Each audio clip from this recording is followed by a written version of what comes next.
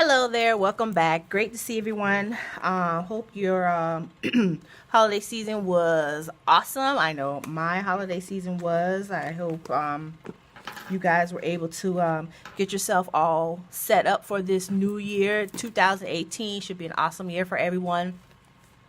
I know it's going to be an awesome year for me because that's just the way I'm going to make it. It's going to be awesome, and I hope everyone else does the same thing for each in everyone's in their prospective places. I hope you make your year be awesome as well.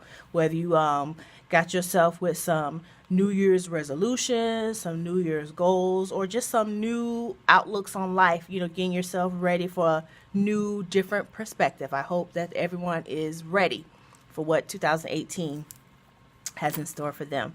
So thank you for coming back to my channel. Today is Friday. I like to do kind of a week in review, wrap up what was going on in the week. So sorry, I checked the door. Week in review to let you know what was going on in my classroom.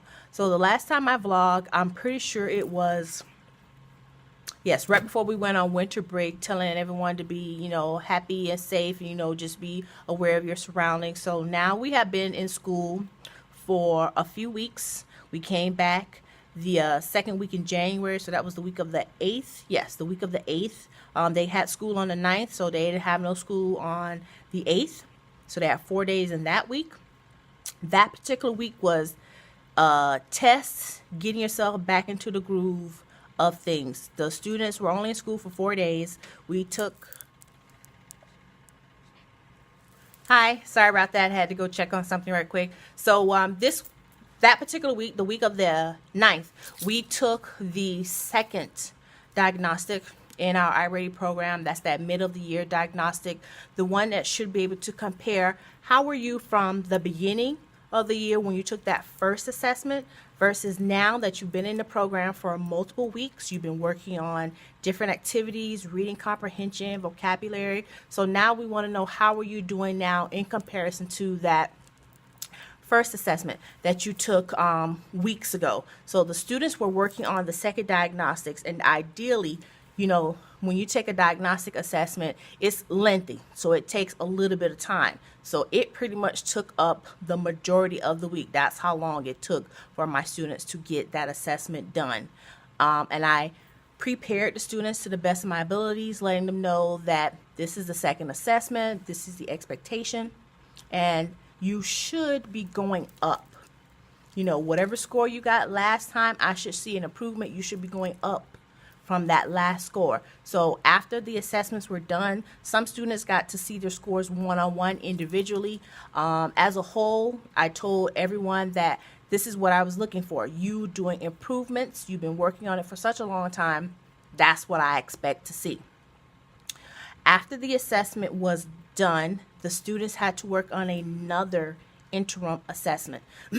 We use the Ready workbooks as well in my classroom. So after we finish working on a unit, so every unit, at the end of the unit, there is an assessment. Once again, you worked on these things: compare and contrast, main idea, support details, central idea, whatever the concepts were. Now we want to know, how did you do on those? How well do you retain the information that you learned? So the students also took a end of the unit assessment as well for the unit 2, because that was the last unit that we completed.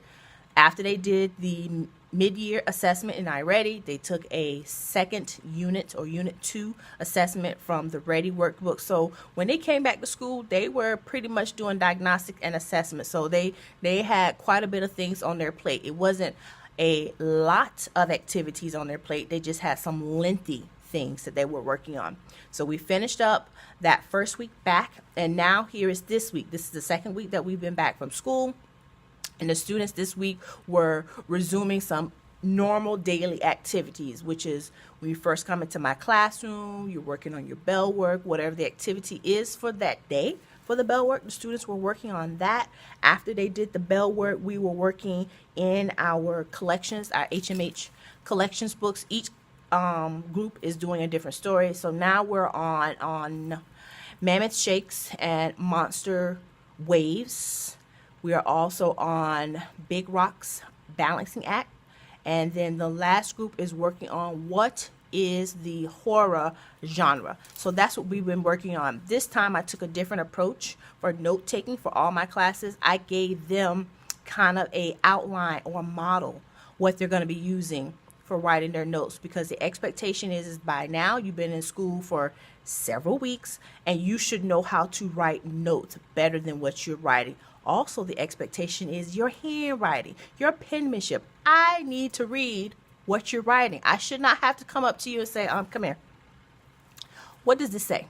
I should not still have to say that to you at this point in time, no, regardless of what grade you're in. You've been in school long enough. We've had this conversation about your handwriting before. So what I did this time is I took the initiative and I gave them basically, this is how your notes should look when you're writing your notes for a story that you're going to be reading.